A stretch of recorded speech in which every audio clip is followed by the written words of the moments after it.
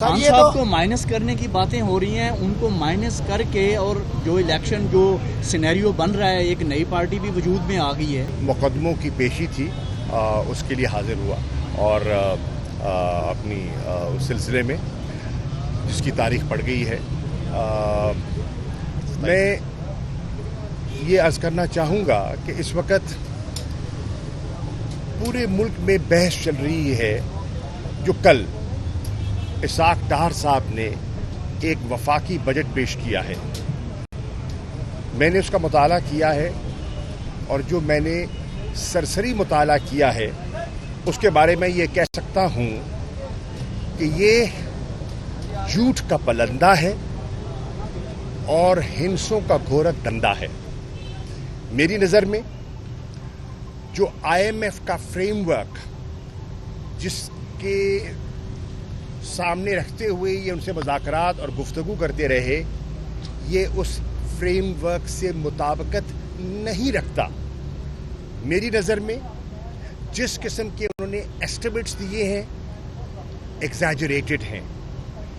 میری نظر میں IMF شاید انہیں اس بجٹ کو، ان کے ٹارگٹس کو قبول کرنے میں شاید دقت محسوس ہو، اور حیران کن بات یہ ہے کہ وہ حکومت جس کے 42 دن بقیہ رہ گئے، کیونکہ 12 اگست کو تو پارلیمانی ٹرم مکمل ہوتی ہے، انہوں نے 12 ماہ کا بجٹ دے دیا۔ میری نظر میں یہ نان سٹارٹر بجٹ ہے، اور جو انٹرم گورنمنٹ ہے جب بھی آتی ہے انہیں اس بجٹ پر نظر ثانی کرنی ہوگی، اور جو حکومت منتخب ہو کر آئے گی انہیں ایک دفعہ پھر نظر ثانی کرنی ہوگی۔ یہ وہ بجٹ ہے جو مسلسل جس کی ترمیم ہوگی۔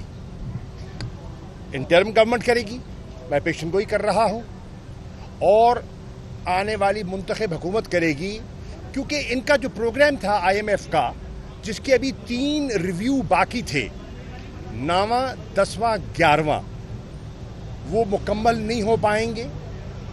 یہ پروگرام انکمپلیٹ رہے گا اور آنے والی حکومت کو ایک نیا پروگرام ری نیگوشیٹ کرنا پڑے گا۔ اس بجٹ سے انہوں نے عوام کی مشکلات میں اضافہ کیا ہے، ایک خاص طبقے کو کچھ رعایت دی ہے، عوام کو، متوسط طبقے کو اس بجٹ میں کوئی رعایت دکھائی نہیں دیتی۔ مجھے خوشی ہے کہ اس مہنگائی کے عالم میں جو ہمارا تنخواہ دار سرکاری ملازم ہے، ان کی تنخواہوں میں اضافے کا ایک شنید ہے۔ میں پوچھنا چاہوں گا ڈار صاحب سے، آپ نے کہا کہ 30% اور 35% تنخواہوں میں اضافہ ہوگا، مجھے بتائیے پیسہ کہاں ہے آپ کے پاس؟ مجھے بتائیے یہ پیسہ کہاں ہے؟ اور جب آپ نے 30 سے 35% اضافہ کر دیا تو آج سندھ کا بجٹ آئے گا، اور جو صوبائی بجٹ آئیں گے، کیا ان کو اپنے صوبائی ملازمین کی تنخواہوں پر نظر ثانی نہیں کرنی ہوگی؟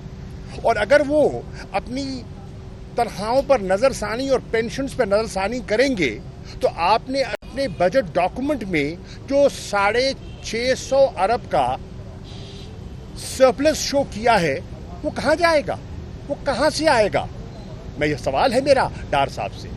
میرا ڈار صاحب سے یہ بھی سوال ہے کہ آپ نے جو federal public sector development programme میں 106% اضافے کی شنید اور نوید سنائی ہے، وہ پیسہ کہاں ہے؟ کہاں سے کٹے گا؟ میں آج کہہ رہا ہوں 12 ماہ کا بجٹ دیا وفاق نے، اور 4 ماہ کا بجٹ کا فیصلہ کیا ہے پنجاب نے۔ تو یہ ڈیولپمنٹ کا بجٹ کیا پنجاب سے کاٹیں گے؟ کیا پنجاب کے جو ترقیاتی رقوم ہیں، وہ جو بجٹ پیش ہوگا وہاں سے کٹے گا؟ یہ قوم کے ساتھ مذاق کیا جا رہا ہے۔ آپ نے جو فسکل ڈیفیسٹ کی بات کی ہے، 6 ٹریلین کہاں سے؟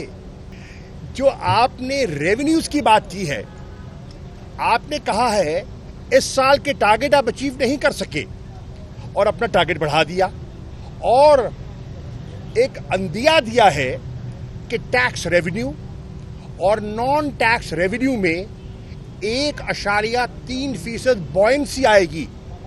میں پوچھتا ہوں کہاں سے آئے گی؟ دنیا ریسیشن میں ہے, دنیا اکنامک کانٹریکشن میں ہے, پاکستان کی معیشت اکنامک کانٹریکشن میں ہے, تو یہ بوئنسی کہاں سے آ رہی ہے؟ یہ جو آپ کا ایکسٹرنل فلوز کا آپ نے ذکر کیا ہے وہ بندوبست کہاں ہے؟ یہ جو آپ نے تقریباً 24 ارب ڈالر جو اگلے فسکل ایئر میں جو آپ نے جمع کرنے ہیں وہ کہاں ہیں؟ جو 6 بلین کی آپ نے ان سے وعدہ کیا تھا وہ نہ ہو سکے, 2 بلین کی اس میں شارٹ فال ہے, تو یہ 24 بلین کہاں ہیں؟ اسحاق ڈار صاحب, آپ پاکستان کے اکنامک ہٹ مین ہیں. ڈار صاحب, آپ نے پاکستان کی معیشت کو افسوس سے کہنا پڑ رہا ہے ایک ڈیفالٹ کی طرف, اللہ نہ کرے ایک ساورن ڈیفالٹ کی طرف اس بجٹ کے ذریعے آپ نے دھکیل دیا ہے. اور آپ دیکھیں گے اب نیتوں کا حال اللہ جانتا ہے, لیکن بجٹ میں پیسہ رکھا ہے, نمبر 1. اور نمبر 2, آئین کے مطابقت سے 12 اگست کو اسمبلی کی ٹرم ختم ہو جاتی ہے, تو الیکشن تو ہونا ہے. اگر آئین کے مطابق چلنا ہے تو الیکشن ہونا ہے, اور اگر آپ نے آئین سے ماورا کچھ کرنا ہے تو پھر میں کیا کہہ سکتا ہوں. اور خان صاحب کو مائنس کرنے کی باتیں ہو رہی ہیں, ان کو مائنس کر کے اور جو الیکشن جو سینیریو بن رہا ہے, ایک نئی پارٹی بھی وجود میں آ گئی ہے ترین صاحب کی, دیکھیے نئی پارٹی یہ ایکسیپٹیبل کتنے ہوں گے قوم کے لیے الیکشن؟ دیکھیے ہر سیاسی شخصیت کو اپنے سیاسی فیصلے کرنے کا حق ہے. جن دوستوں نے فیصلہ کیا ان میں بڑے بڑے نام ہیں, بڑے وزنی سیاستدان ہیں, یہ ان کا استحقاق ہے, انہوں نے اپنا استحقاق استعمال کیا ہے اور انہوں نے اپنا ایک جماعت کا اعلان کر دیا. میں اس کے بارے میں صرف اتنا کہنا چاہوں گا, ایک مریض کو حادثہ ہوا اور مریض کو ایمرجنسی میں لے گئے, مثال کے طور پہ سروسز ہاسپٹل یہاں قریب ہی ہے, اس کے لے گئے ایمرجنسی میں, ڈاکٹر نے اس کا معائنہ کیا اور معائنے کے بعد اس نے کہا ڈیڈ آن ارائیول. تو میں یہی کہوں گا this is a launch which is dead on arrival. سر اپنی پارٹی کا آپ کیا فیوچر دیکھ رہے ہیں؟ تحریک انصاف کا ایک وفاقی جماعت ہے اور اس کی پہنچ اور اس کی سوچ اور اس کی حمایت چاروں صوبوں میں, گلگت بلتستان میں ہے, آزاد کشمیر میں ہے, شہر شہر ہے, گاؤں گاؤں ہے, کریا کریا ہے, محلہ محلہ ہے, گلی گلی ہے, کوچا کوچا ہے. تحریک انصاف ایک حقیقت ہے, ایک وفاقی سوچ کی جماعت ہے اور انشاءاللہ مجھے اس کا ایک روشن مستقبل دکھائی دیتا ہے. Thank you.